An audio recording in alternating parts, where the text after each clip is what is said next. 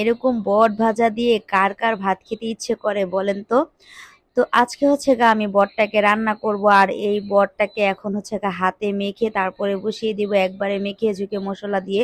তো এখানে হচ্ছে গা আমি পেঁয়াজ দিয়ে দিলাম টমেটো। ভাইরে ভাই, এখন মানুষ সব কিছুতেই টমেটো খায়। তো আমি গ্রামে দেখলাম আম্মু কিন্তু এই টমেটো দিয়েই হচ্ছে গা বট রান্না করছে, জন্য এবার আমিও বটকে টমেটো দিয়ে রান্না করব। তো এখানে হচ্ছে গা হলুদ, মরিচ, ধনিয়ার গুঁড়া, গরম মশলার গুঁড়া দিয়ে দিলাম, আদা রসুন বাটা। এরপরে হচ্ছে গিয়ে এখানে পরিমাণ মতো তেল দিয়ে দিব, দিয়ে হচ্ছে গিয়ে একবারে মাখিয়ে ঝুঁকিয়ে বসিয়ে দিব। বিশ্বাস করেন আজকের বটটা যে এত বেশি মজা হয়েছে বলে বোঝানোর মতো না। তো আমি এখানে হচ্ছে গা বট মানে মশলাটাকে ভালো করে মাখিয়ে নিতেছি।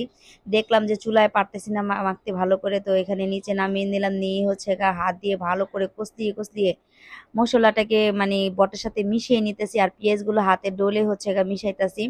তো অনেক সুন্দর করে হচ্ছে গা মাখাইতাছি, মাখিয়ে হচ্ছে গা এটাকে চুলার উপর বসিয়ে দিব।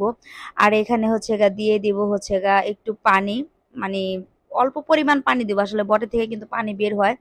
তো আমি এখানে অল্প পরিমাণ পানি দিয়ে দিছি, দিয়ে দিলাম হচ্ছে গা কাঁচামরিচ। একটু ঝাল ঝাল না হলে কি ভালো লাগে বলেন তো। একটু ঝাল ঝাল করে রান্না করব। আর সবচেয়ে বড় ভুল করছি কি জানেন, এই যে কড়াটা বসিয়ে, এই কড়াইটা থেকে মানে বটটা বসে আমি অনেক বড় ভুল করছি, কারণ আমি এই যে এত সুন্দর করে মশলাটাকে মেখে যে বসাইছি, বিশ্বাস করেন এই মশলাগুলো সব মানে বলক আসার সাথে সাথে কিন্তু পড়ে গেছে। তো আমি ঘরে ছিলাম না, আমি হচ্ছে গা বটটাকে একটু নিবা নিবা আগুনে লাইনের গ্যাসে হচ্ছে গা বসিয়ে দিয়ে গেছিলাম হসপিটালে। ওইখান থেকে এসে দেখি আপনাদের ভাইয়া উনি তো চুলাটাকে কমায় দেয় না, সব মশলা পড়ে গেছে। তো আসার পরে হচ্ছে গিয়ে আমি কিন্তু এটাকে অনেক ভালো করে বসিয়ে দিলাম ঠিকঠাক করে, আর একটু নিবা নিবা আগুনে মানে অল্প আওয়াজে বটটাকে আমি সিদ্ধ করে নিছি।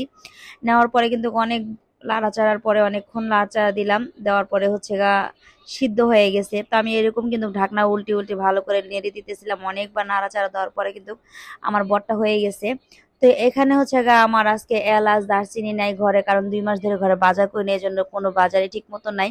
কিন্তু দেখলাম যে মানে এলাচ দারচিনি আর জিরার গুঁড়ি হচ্ছে গা মানে এটাকে টেলে আমি হচ্ছে গা বয়মে মানে ভরে রাখছিলাম। তো সেখান থেকে একটু আছে, কারণ এটা রেজালার জন্য আমি রাখছিলাম। তো সেই মশলাটা আমি এখানে দিয়ে দিলাম, এই জন্য আমার এলাচ দারচিনি আর আস্ত দেওয়া লাগে নাই। মানে আস্ত না দিলেও আমার হয়েছে, কারণ গুঁড়া তো ছিল, সেটা দিয়ে হচ্ছে আজকে রান্না করছি। আসলে গুঁড়াটা দিয়ে রান্না করাটা ফ্লেভারটা কিন্তু আরো অনেক বেশি মজা হয়েছে। তো এখানে হচ্ছে গা বটটা হয়ে গেছে, এখন বাগার দিয়ে দিলাম। তো এই বট রান্না করা যতটা সহজ, কিন্তু এটাকে পরিষ্কার করা অনেক বেশি কষ্ট।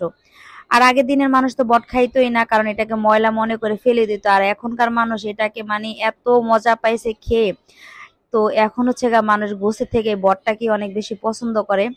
তো আমার কিন্তু বটটা পুরো হয়ে গেছে, বটটা হয়ে গেছে। এখন হচ্ছে গা আমি একটু মানে মাখা মাখা হয়ে গেছে, আর একটু ভাজা ভাজা করতেছি। এই বটটা দিয়ে ভাত খেতে বিশ্বাস করো অনেক বেশি মজা। আজকের মতো ভিডিও